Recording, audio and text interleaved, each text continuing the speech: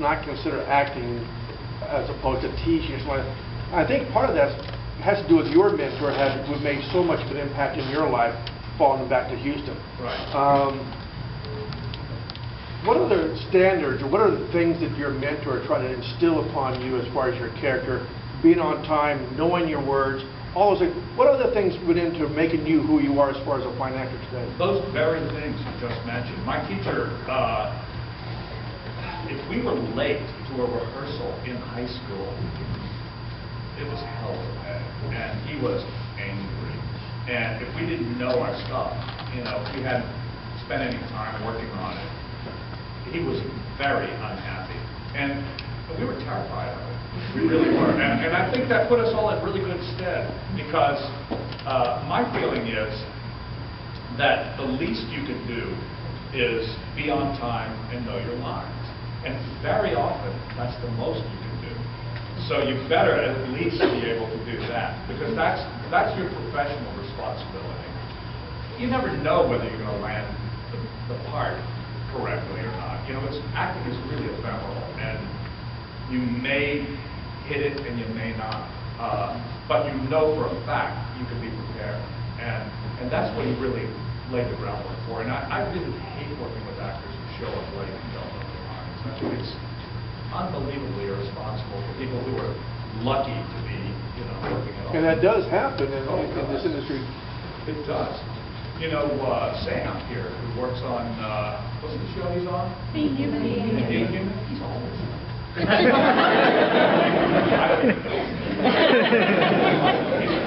I went with some of the more complicated jargon words, like data and return to data and LeVar Burton. Had story, had to speak constantly. Yeah. Was that learned overnight, or did you guys work with the scientists to properly enunciate half the words? You know what? That stuff we said, it didn't mean anything. We were like learning the phone book. It really was. It didn't mean a thing. And we called it techno babble, because that's what it was. And no, we had to learn it the night before and deliver it the next morning. And I remember working with Diana Mulder, who was Dr. Pulaski for a season. And I just got these long speeches of techno babble that my mind was crying as I was saying. And she had an interjection in the middle of the monologue of, go on.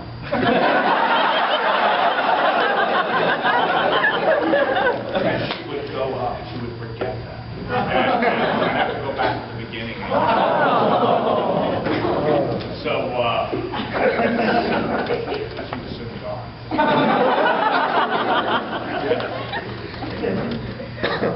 My favorite of the series of shows are most of them are on the holiday when you're doing something else. Yeah. They just seem to sense that you all were having much fun on those. We did, yeah. Can you hear that in the back? No. You can hear all the way in the back. What was it?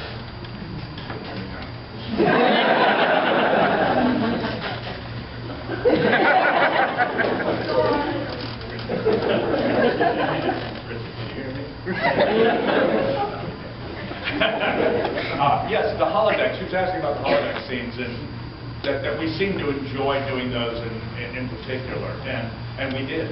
You're absolutely right. Those were, we couldn't wait till they did a holodeck show so that we could play something else.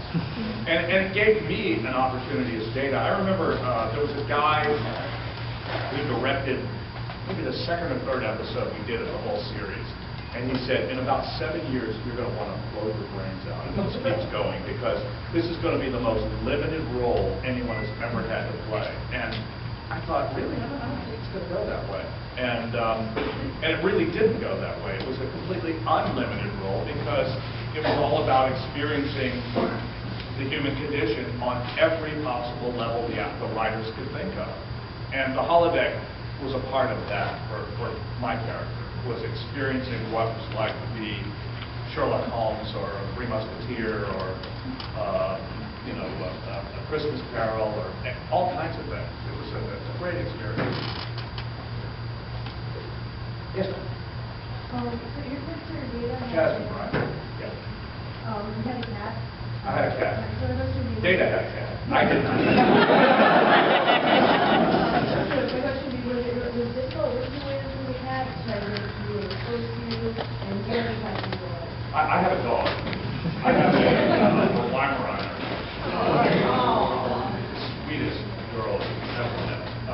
and I had dogs. I had 2 Bernese Mountain Dogs. I had 2 Golden Retrievers. I love dogs. No, sir. No, working with a cat is impossible. You don't want to work with a cat. They bring these trainers who are cat wranglers, they call them.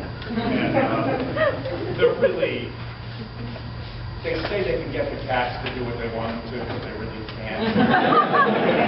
So I used to read the scenes that we had to play when Spot was working with. Spot was one of the worst actors I've ever I'm sure a great person, but a terrible, terrible actor. There was only one time in the entire series that Spot did what they wrote. And but it was written, stage direction was written, Spot eats tuna out of it. Spot did it on the first day. Yes, sir. Were there any like practical jokes on the series that y'all would play on each other that you can remember that were memorable? You know what? That's a complete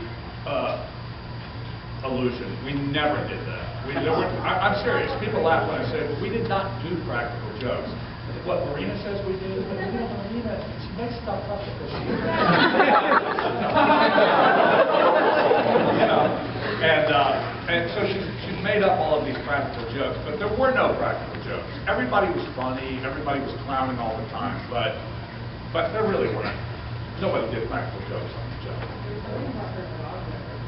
Over dog, but yeah, I mean, that wasn't a practical joke. I mean, what she brought her little dog. She had this little dog this big called Skilagi, and that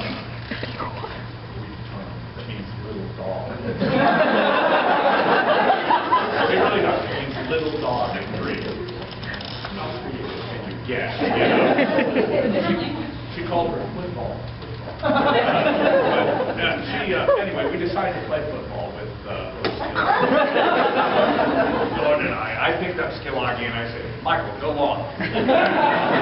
But he threatened to put Skilagi in the microwave. That wasn't really a joke.